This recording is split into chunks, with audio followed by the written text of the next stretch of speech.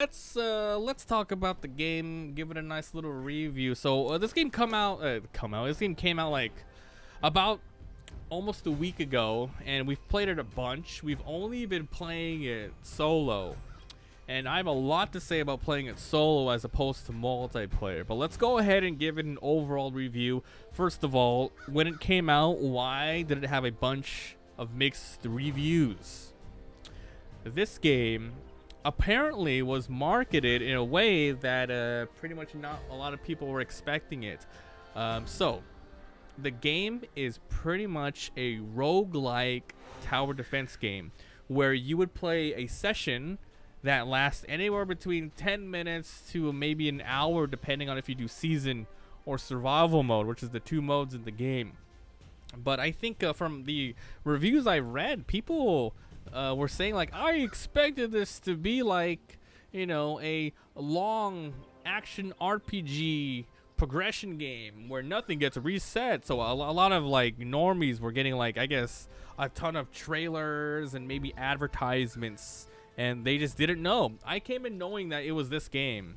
Kind of like a Don't Starve experience where you go in, survive as long as you can, and maybe there is a way to actually beat the thing, and then you go in and you die, and once you die or leave, you're gonna get experience. You're gonna get new ways to pretty much make future runs a lot better. So does the game do what it's supposed to do well?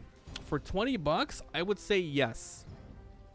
I feel though, and this is just personally, the game kind of feels like an early access game still. There's a lot of content here, but I just feel like a lot of the mechanics are just not 100% where I would want it at. IGN, too much water all day, homie. What did they say that? Like Pokemon, too much water in Pokemon Ruby. I think that's what it was. What was I saying? Yes, okay, so there's two gigantic aspects here. Roguelite, action, and defense. It works well, but both of the features are not fully developed to where I would 100% recommend it. This game, I would only say, don't play solo. Maybe in the future they're gonna make it better, but right now playing solo, it's too much of a hassle. It's way too much of a hassle than playing with at least minimum of 2 people. This goes up to 10 people. So you have Saga Mode and you have Survival Mode. In Survival Mode, it's exactly as it sounds. Survive as long as you can, and then you can always bounce and leave the area, because this game kind of plays like a push your luck, where it goes through a day-night cycle. There's always a sense of urgency. It's always moving. The time is always moving. Morning, you do what you can. You level up your NPCs. You obtain souls. You get resources. You build new weapons. You build armors. You build structures. You get potions, and you do quests. You go out and explore. There's a lot to do. But the problem with this game is it just doesn't lend itself well to solo. When you play with multiple people, 2, 3, 4, and so on, it scales upwards. But the scaling is only in numbers and not game mechanic itself. Meaning, no matter what you do in solo, you're always going to be behind. So if you have 10 people, you're going to have, more options. If you're solo, you have to focus on one thing at a time. Okay, today I'm going to go exploring. I'm going to go out there and explore the map and maybe unlock new shrines.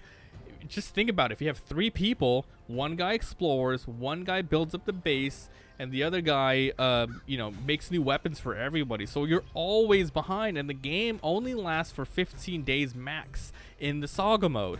In Survival, you can keep going. But yeah, just having more enemy numbers and maybe stronger HP, it's not that good for solo. Minimum only 2 players. Like, don't play this alone. It's not good. It can be done if you're really good at the game, but the thing is though, when you're first starting out, you don't know anything what's going on. You don't know how the map works. You don't know the different priorities you should be doing. Like, oh, do I make gates or archers first, or do I just build up my tools? You don't know what to do, and the more you play, the more you realize this needs to be done first, and then this and this and this. But then after that, you're like, 10 plus hours in, and you've unlocked a ton of things. But it's not good solo at the beginning. Definitely not. It's $20. Go play other games if you're going to spend $20 on an action RPG. But if you're going to play with friends, sure. It's totally fine. The Saga Mode is what's really interesting about the game and might give it a very, very long lifespan, and I hope the game does well. Pretty much there's seasons. Right now it's the Saga, the Wolf Saga.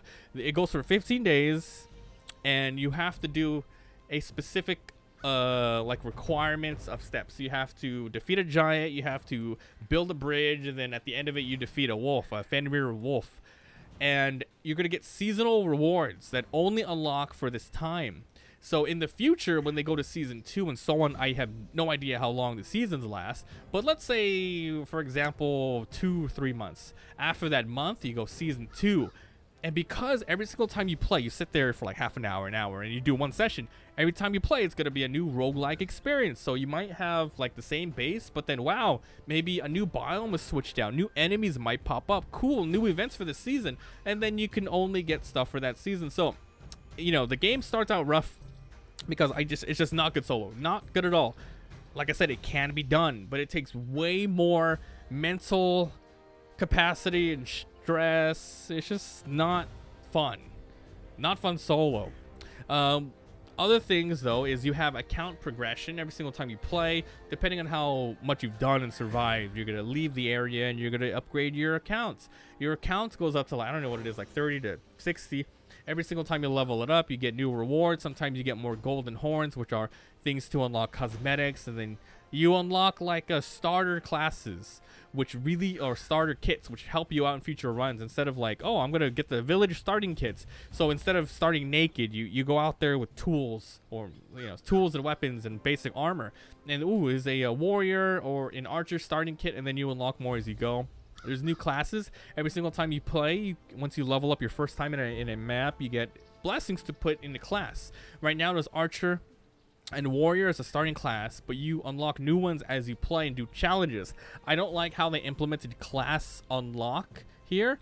I would have much have rather it been like basic Don't Starve, where it's tied to account progression, because every time you unlock an account right now, sometimes you just get, oh wow, new currency, which you easily get here. It needs to be tied to your account. The more you play, it rewards you, rather than I'm going to go out of my way to do this challenge and not even worry about anything else. I just waste a lot of time, so it needed to do that. So overall, the game's not bad for $20. I think it's out on, I'm playing on Steam, but it's out for consoles. I know you can definitely play it on PlayStation, and it works really well with the controller. I've been playing it with this, but it has a lot going for it. There are microtransactions in the game, but it's only for cosmetics. All the other golden perma-currency you unlock can be used for other cosmetics, but you really want to save it for unlocking new recipes for like weapons, armors, and runes, because you're going to be able to use all that in the game to make future runs better. So it's very early on, but I have to say, for $20, not bad. Play solo if you want. You can grind, you can grind some stuff and challenges on your own. But if you really want to make some meaningful, long, successful runs, you need to either be like 100% perfect, look up all the guides yourself to play solo, and have the perfect run, or play minimum 2 to 3, 4, and you're gonna have a good time delegating work and just having fun. Because even defending on your own, it's too much, man. It's too much. So Tribes of Midgard. What a game. What a freaking game. I really want to love it playing solo. It's not there. But if it gets better solo, I'm down. But for now, I'll probably just, I don't know, I might play it every once in a while. Maybe check out the new seasons. But they need to make some way solo better.